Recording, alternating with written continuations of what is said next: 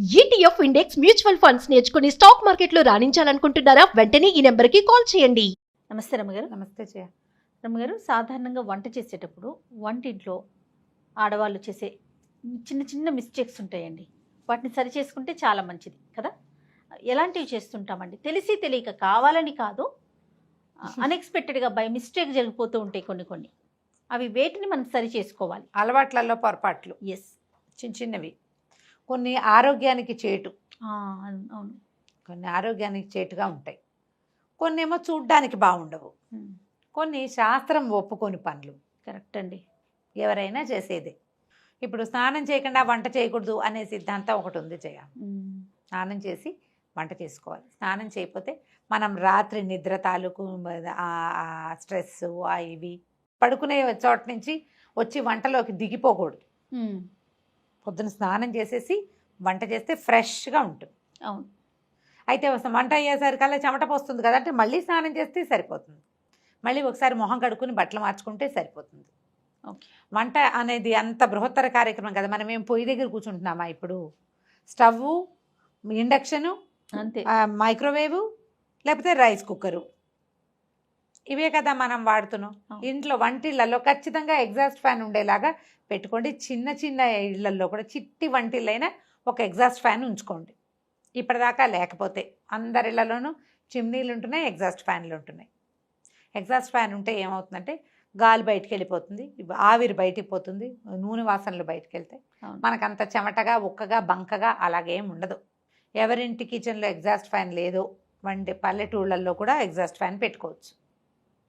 రకరకాల ఫ్యాన్లు, లైట్లు పెట్టుకుంటాం కదా, దాంతోపాటు ఇది కూడా పెట్టుకుంటే ఇల్లు శుభ్రంగా ఉంటుంది. మీకు కూడా కొంచెం ఫ్రెష్ ఫీల్ ఉంటుంది. ఆ ఇంట్లో మా వంట చేసిన ఘాటు వాసనలన్నీ ఇల్లంతా చుట్టుముట్టకుండా బయటికి వెళ్తాయి. ఇది ఒక పద్ధతి. సూపర్. అయితే స్నానం చేయకుండా వంట చేయొద్దు, మెయిన్ రూలు. ఎప్పుడో ఒకప్పుడు హడావిడిగా చేసేయాల్సి వస్తుంది, తప్పదు. ఇంకా అవకాశం లేనప్పుడు చేసేసుకోండి. అవకాశం ఉన్నప్పుడైనా 12 దాకా ఉండి 12కి స్నానం కాకుండా పొద్దున్నే ఓ చెంపు పోసుకోండి. తర్వాత కావాలంటే హెన్న పెట్టుకోండి, మీ ఇష్టం, మళ్ళీ చేయొచ్చు. హెన్న పెట్టుకోవాలి, ఆ వాటి కోసమే కదా ఆగుతాం కదా జయ. బట్టలు ఉతుక్కోవాలి, హెన్న పెట్టుకోవాలి, ఇంకేదో చెయ్యాలి, ఇల్లు ఊడ్చి తడిబట్టి పెట్టుకోవాలి. ఒక చెంబు నీళ్ళు పోసుకొని స్నానం ఫ్రెష్గా తర్వాత పనులు మొదలు పెట్టుకోండి. అయితే ఇల్లు వాకిలి ఊడ్చాక స్నానం చేస్తే బాగుంటుంది.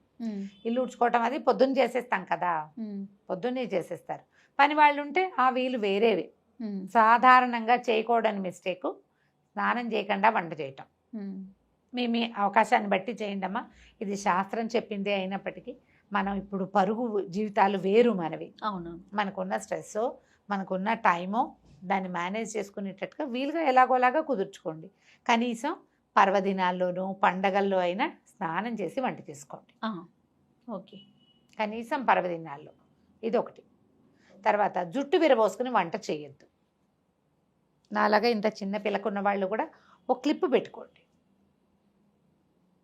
ఈ వంట చేసేటప్పుడు హెయిర్ మన స్టవ్ మీద కానీ, వంటలో కానీ, నేల మీద కానీ పడితే చీదరగా ఉంటుంది చూసే. తర్వాత జుట్టు ఎంతసేపు ఇట్లా అనుకుంటూ వంట చేయొద్దు.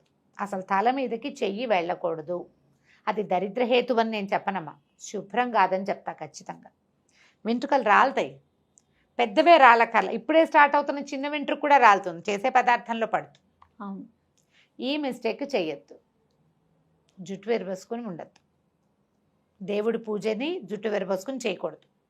వంట అదే శ్రద్ధగా చేయాలి. వంట చేసేటప్పుడు దుమదుమలాడుతూ, తిడుతూ, విసుక్కుంటూ చేయబోకండి. మీరెంత ప్రశాంతమైన ఆలోచనలతోటి వంట చేస్తారో, ఎంత తాపీగా, ఎంత టైం మేనేజ్మెంట్తో వంట చేస్తారో, వంట అంత చక్కగా కుదురుతుంది. తినే వాళ్ళకి కూడా బాగుంటుంది, వాళ్ళ ఆరోగ్యానికి కూడా మంచిది. మన భర్త, మన పిల్లలే తింటారు ఎక్కువగా. ఎప్పుడైనా గెస్ట్లు వస్తారు, ఎవరికైనా ఎక్స్ట్రా వండాల్సి వచ్చినప్పుడు విసుక్కోబోకండి. ఇవి చేయకూడదు, ఇవి చేయకూడదని చెప్తారు పెద్దలు చెప్పే మాటలు. అదేలేండి. విసుగ్గా వంట చేస్తే దాని ఎఫెక్ట్ దాని మీదకి వెళ్తుంది, వంట మీదకి.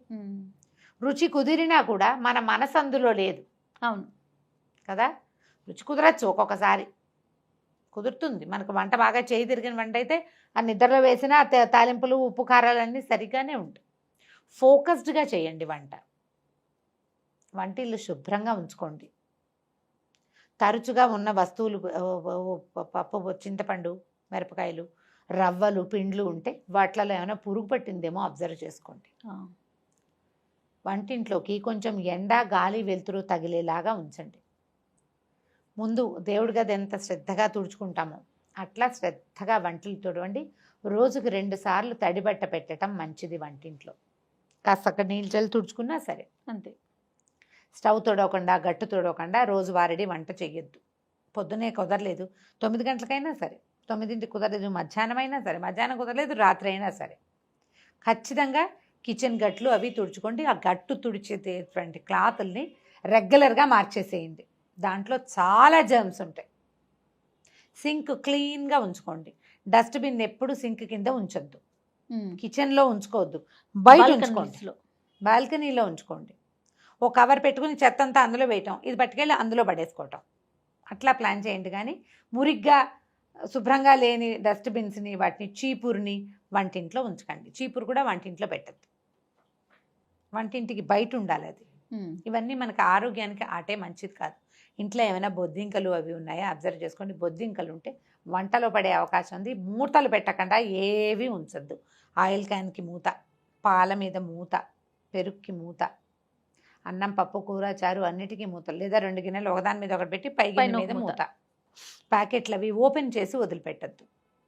ఇప్పుడు మనకి క్లిప్స్ వచ్చినాయి, అవును, ఈ క్లిప్ పెట్టేస్తే సరిపోతుంది. లేదా ఈ కవర్ని ఇట్లా ఫ్లాప్ చేసి మన వెనక్కి తిప్పేసేస్తే కనుక ఇంకా చక్కగా క్లోజ్డ్గా ఉంటుంది. దానివల్ల పిండి అవి పాడైపోకుండా ఉంటాయి. డబ్బాలు ఉంటే చక్కగా డబ్బాల్లో పోసి పెట్టుకోండి. ఎప్పటికప్పుడు కిచెన్ని మిగిలిన ఇల్లు కంటే కూడా వంటింటి శుభ్రతకి ఎక్కువ ప్రాధాన్యత ఇవ్వండి. మీరు వంట ఇల్లు ఎంత శుభ్రంగా ఉంచుకుంటే అంత మీ జీవితం ఆరోగ్యవంతంగా ఉంటుంది. తర్వాత కిచెన్ సింకుల్లో రిపేర్లు ఉంటే, నీళ్లు కింద కారిపోతుంటే ఇమీడియట్గా ప్లంబర్ని పిలిచి ఆ పని చేయించేసుకోండి. జ్ఞాపకం పెట్టుకోండి, మనం వేస్ట్ చేసే బొట్టు నీళ్లు మన డబ్బు అట్లా వృధా అవుతుంది. కిచెన్లో ఎప్పుడు తడిగా చెమ్మగా ఉంటే ఫంగస్ ఫామ్ అవుతుంది. ఎప్పుడు శుభ్రంగా ఉంచుకోవాలి, డ్రైగా ఉండాలి కిచెన్. వంటిల్లు ఎప్పుడు డ్రైగానే ఉండాలి. శుభ్రంగా ఉంచుకోండి. దాన్ని శుభ్రంగా ఉంచితే ఇక మీరు ఏ తప్పులు చేయరు. ఇవే మనం చేసే పొరపాట్లు చేయాలి. దైనందిన జీవితంలో మనం ఈ పొరపాట్లే చేస్తాం. నూనె వేస్తామా, నూనె చేత్తో డబ్బాలు ముట్టుకుంటూ ఉంటాం. అందుకని ప్రతి నెల డబ్బాలన్నీ శుభ్రంగా తోమించుకుని పెట్టుకోవటం. ఓ పదార్థం అయిపోయింది, దాన్ని తోమి ఎండని వెళ్ళబెట్టుకుని ఇక శుభ్రంగా తుడుచుకుని మళ్ళీ ఫ్రెష్ వస్తువు పోసుకోండి. ఆ 1 కేజీన్నర 2 కిలోలు కందిపప్పు అయిపోయాక అదే డబ్బాలో మళ్ళీ కందిపప్పు పోయొద్దు. ఏదైనా పురుగు పట్టే అవకాశం పాత కందిపప్పు వల్ల ఉంటుంది. అయిపోగానే డబ్బా కడుక్కోవాలి. మొత్తం అన్నీ ఒకేసారి అయిపోవు కదా, కొంచెం ముందు వెనకగా అవుతాయి. డబ్బా అయిపోతే శుభ్రంగా కడిగేసుకోవటం, దాంట్లో చేయటం. ఎప్పటి డబ్బా అప్పుడు. ప్లాస్టిక్ వాడకాన్ని తగ్గించండి కిచెన్లో. చేయగలమా? ట్రై చేయాలి రమ్మగారు. ట్రై చేయాలి. చాలా వరకు చేయొచ్చు. ఎందుకంటే ఇప్పుడు మనకి స్టీల్ డబ్బాలు వచ్చేస్తున్నాయి కదా, బాగా గ్లాస్ జార్స్ ఉన్నాయి. గ్లాస్ జార్స్ బాగా ఆ మధ్య దొరుకుతున్నాయి. ప్లాస్టిక్ ఒక ఫ్యాషన్ అయింది కదా రమ్మగారు. ఇప్పుడు అవేర్నెస్ వచ్చింది, వద్దు మళ్ళీ మనం పాత పద్ధతిని ఫాలో అవుతాం అనేసి. కావాలంటే స్టీల్ డబ్బాల మీద పేర్లు రాసుకో. పెట్టుకోవటమే అంతే. లేదా సైజుల వారీగా ఉంచుకుంటే ఈ సైజ్ దాంట్లో ఇది, ఈ సైజ్ దాంట్లో ఇది అని మనకు జ్ఞాపకం. ఎవరి వంటింట్లో వాళ్ళకి తెలిసిపోతుంది. డబ్బా చూస్తే కొత్త వాళ్ళకే అర్థం కాదు. అదే చింతపండు, ఉప్పు లాంటివి స్టీల్ వాటిలలో వేయకుండా గ్లాస్ వాటిలలో వేసి పెట్టుకోండి. గ్లాస్ జార్లో పెట్టుకోండి. పింగాణివి దొరుకుతాయి మనకు, చక్కగా దొరుకుతున్నాయి కదా.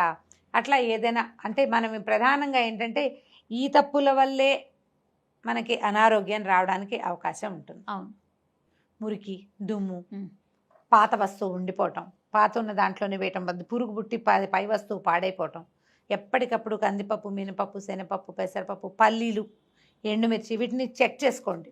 ఎక్కువ తెచ్చామనుకో అడుగు వస్తువు పాడైపోవడానికి అవకాశం ఉంటుంది. ఎక్కువ అయితే కనుక నేనైతే ప్యాక్ చేసి ఫ్రిడ్జ్లో పెట్టినాను. జయ, ఎందుకు అబద్ధం చెప్తాం, ఫ్రిడ్జ్లోనే ఉన్నాయి. అవునా?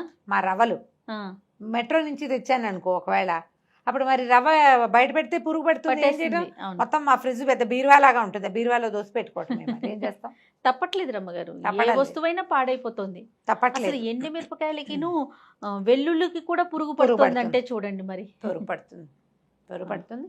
మీరు వస్తువులు ఏమైనా తడి బట్టలు అలాంటివి ఉంచబోకండి. తడి వస్తువులు ఉంచొద్దు. పాడైన వస్తువు ఇమీడియట్గా డిస్పోజ్ చేసేయండి. రేపు ఎప్పుడో బాగు చేద్దామని అనుకున్నామంటే ఆ పప్పులలో ఉన్న పురుగులు మిగిలిన వాటికి పట్టేస్తాయి. బయట పెట్టేయండి ఎండలో.